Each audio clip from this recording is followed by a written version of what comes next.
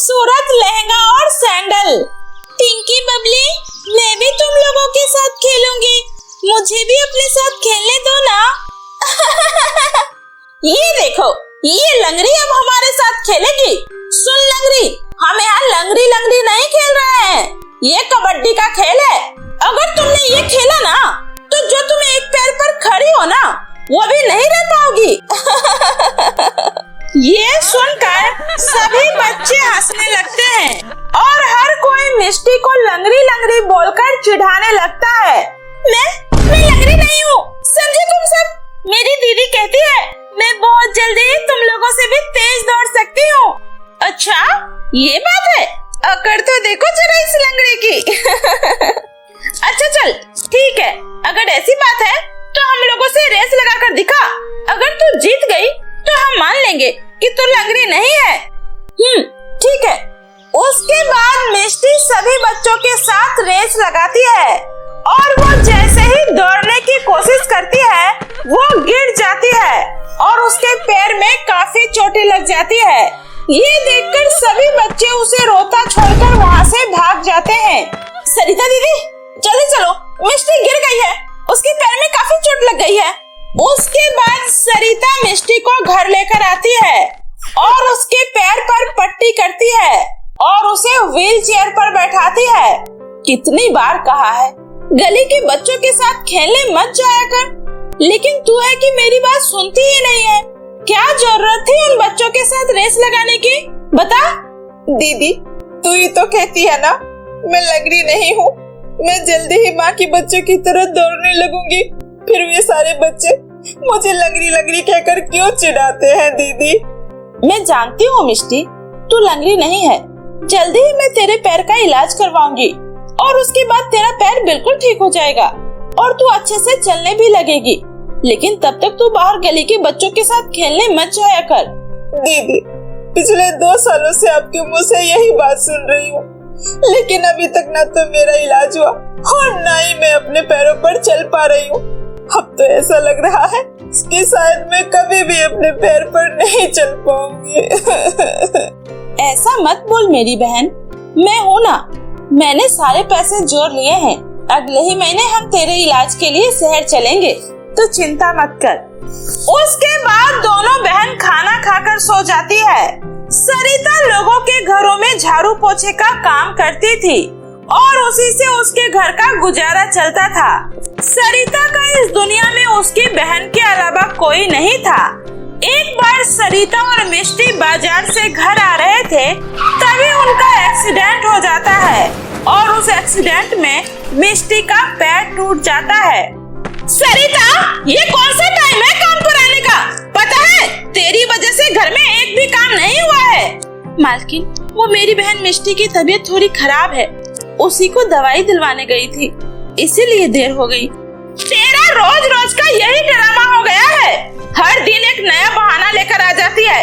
अगर ऐसा ही रहा तो तुम्हें काम पर आने की कोई जरूरत नहीं है, समझी? ऐसा मत कहिए मालकिन, मैं आपके यहाँ वर्षों से काम कर रही हूँ और इस वक्त मुझे पैसों की बहुत ज्यादा जरूरत है, मुझे काम से मत निकालिए मालकिन। ठीक है, अब जल्दी से घर की सफाई करके बाजार से सब्जी ले आ। मालकिन, वो मैं कह रही थी आज मुझे कुछ पैसे दे देते तो मैं अपने घर के लिए भी थोड़ा राशन ले आती। अभी पिछले हफ्ते ही तो दिया था तुझे पैसे। सरिता, पैसे कोई पेड़ पर नहीं उगते, अभी कोई पैसे नहीं मिलेंगे, समझी?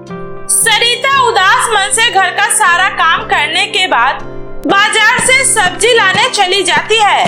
तभी वो रास्ते में देखती है कि एक छोटी लड़की सड़क पार कर रही है और सामने से एक तेज रफ्तार से गाड़ी आ रही है। हे भगवान, नहीं, रुको! और फिर सरिता भागते हुए उस बच्ची को बचा लेती है। हे भगवान, तेरा लाख लाख शुक्र है। बेटा, तुम ठीक तो हो ना? बेटा, देखकर चला करो। ओके दीदी, थैंक यू दीदी। दीदी, वैसे तो मैं साइड से ही जा रही थी, लेकिन आप मुझे देखकर इतनी ज्यादा डर क्यों गई? बेटा, कुछ नहीं, तुम जाओ, अपना ख्याल रखना। उसके बाद वो लड़की वहाँ से चली जाती है। हे भगवान, मालकिन ने जो सब्जी लाने के पैसे दिए थे वो कहाँ गिर गए? सरिता पैसों को बहुत ढूंढती है, लेकिन उसे पैसे नहीं मिलते। सरिता सब्जी वाले से उधार सब्जी देने के लिए कहती है, लेकिन कोई भी उसे उधार सब्जी नहीं देता, जिस वजह से सरिता खाली हाथ लौटकर घर आती है। सरिता को खाली हाथ देखकर उसकी मालकिन का पारा 7वें आसमान पर चला जाता है। तू खाली हाथ आ रही है, सब्जी कहाँ है? मालकिन, वो पैसे रास्ते में मुझसे गिर गए। अच्छा, अब समझी? नीच कहेगी, झूठी। मैंने तुझे पैसे क्या नहीं दिए? तू मेरे पैसे अपने घर रख कर आ गई। तुम गरीब लोग इतने गिरे हुए होते हो, मैं सोच भी नहीं सकती थी। निकल जा मेरे घर से। मुझे तेरी जैसी झूठी नौकरानी की कोई जरूरत नहीं है, समझी? नहीं मालकिन, मैं सच कह रही हूँ। आप ऐसा मत कहिए। मुझे घर से मत निकालिए मालकिन, मुझे घर से मत निकालिए। निकल जा मेरे घर से। मुझे तुझ जैसी नौकरानी की कोई जरूरत नहीं है। इतना बोलकर सरिता की मालकिन उसे धक्के देकर घर से बाहर निकाल देती है। सरिता रोते रोते अपने घर आती है।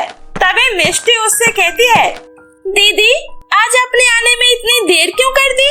दीदी, मुझे बहुत जोरों की भूख लगी है, जल्दी से मेरे लिए कुछ बना दो ना। हाँ, आज थोड़ा ज्यादा काम था, तुम रुको, मैं अभी तुम्हारे लिए कुछ बना देती हूँ।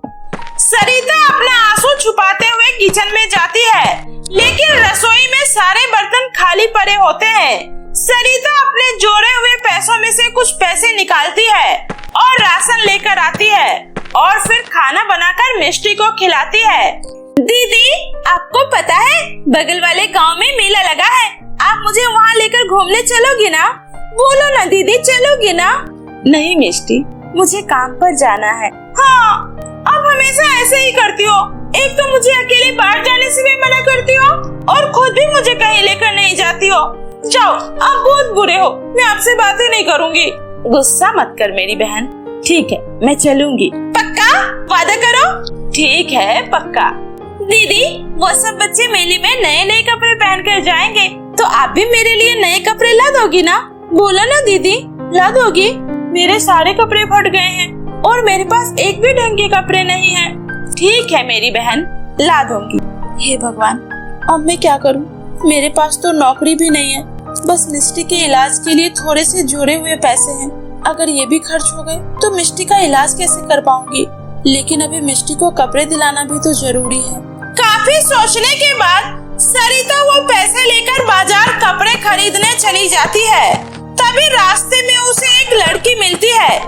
दीदी, मेरी मदद करो, मेरी माँ बहुत बीमार है, उन्होंने 2 दिनों से कुछ भी नहीं खाया। मेरी मदद करो, वरना मेरी माँ मर जाएगी। प्लीज दीदी। ठीक है, मुझे अपनी माँ के पास ले चलो। उसके बाद वो लड़की सरिता को एक जंगल में ले जाती है। ये तुम मुझे कहाँ लेकर जा रही हो? ये रास्ता तो जंगल की तरफ जाता है। दीदी, मेरी माँ जंगल में ही रहती है, आप चलो तो मेरे साथ। काफी दूर चलने के बाद वे दोनों जंगल के अंतिम छोर पर पहुँच जाती है, जहाँ उन्हें एक चमचमाती हुई सीढ़ी दिखाई देती है, जो कि बादलों में जा रही होती है। अरे, ये कैसी जगह है और ये कैसी सीढ़ी है? ये सीढ़ी कहाँ जा रही है? दीदी, आप घबराओ मत, आप मेरे साथ चलो, अभी आपको सब कुछ पता चल जाएगा। उसके बाद सरिता जैसे ही उस सीढ़ी पर कदम रखती है, वो परीलोक में पहुंच जाती है, जहां रानी परी माँ उसका इंतजार कर रही होती है। आओ बेटी आओ, परीलोक में तुम्हारा स्वागत है। परीलोक? आप सब परियां हैं? मुझे तो यकीन ही नहीं हो रहा। मैं जिनके बारे में किताबों में पढ़ा करती थी, आज उन्हें सच में देख रही हूँ। सरिता, हम हर 100 वर्षों बाद धरती पर आते हैं और हमेशा की तरह ही एक सच्चे इंसान की मदद करते हैं, और इस बार वो सच्चे इंसान तुम हो। तो बताओ, तुम्हें क्या चाहिए? परी जी, अगर आप मुझे कुछ देना चाहती हैं, तो कुछ ऐसा करिए जिससे मेरी बहन मिष्टी का पैर ठीक हो जाए और वो पहले की तरह ही अपने पैरों पर खड़ी होकर चल सके। ठीक है, ऐसा ही होगा। ये लो, ये हमारे परीलोक का सबसे खूबसूरत और शक्तिशाली लहंगा है। इस लहंगा से तुम जो भी कुछ मांगोगी, तुम्हें वो सब मिल जाएगा। और ये सैंडल है, इस सैंडल को पहनते ही तुम्हारी बहन मिष्टी के पैर ठीक हो जाएंगे। आपका बहुत बहुत धन्यवाद परी जी। आपका बहुत बहुत धन्यवाद। आपने मेरी बहुत मदद की। जादुई लहंगा और सैंडल मुझे मिष्टी के पास पहुंचा दो। दीदी, ये क्या? आप अपने साथ ये सैंडल लेकर क्यों आई हो? आपको पता है ना, मैं सैंडल नहीं पहन सकती। मिष्टी, तुम अब सब कुछ कर सकती हो। मिष्टी, एक बार इस सैंडल को पहनो। दीदी, दीदी मेरा पैर ठीक हो गया। दीदी, दीदी मैं अपने पैरों पर खड़ी हो सकती हूँ। मैं नाच सकती हूँ, मैं दौड़ सकती हूँ। दीदी, दीदी ये तो चमत्कार हो गया। दीदी, आज मैं बहुत खुश हूँ, बहुत ज्यादा खुश हूँ। मैं सबको बताऊंगी कि मैं उन सबसे भी तेज दौड़ सकती हूँ, खेल सकती हूँ, भाग सकती हूँ। हाँ मिष्टी, अब तुम सब कुछ कर सकती हो। और मिष्टी, ये सब परी लोग के इस जादुई सैंडल की वजह से हुआ है। ये लो, अब ये लहंगा पहनकर तैयार हो जाओ। चलो फिर मेला देखने चलते हैं। लेकिन दीदी, ये क्या? ये तो एक ही लहंगा है। दो लहंगा होता फिर हम दोनों लहंगा पहनकर मेला देखने चलते। तभी वहाँ पर दूसरा लहंगा भी प्रकट हो जाता है और दोनों बहन उस लहंगे और सैंडल को पहनकर मेला देखने चली जाती है।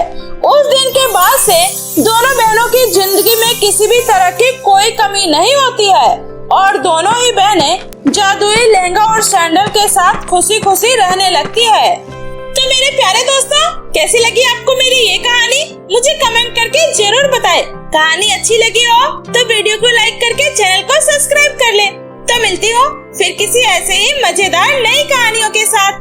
तब तक के लिए बाय बाय दोस्तों।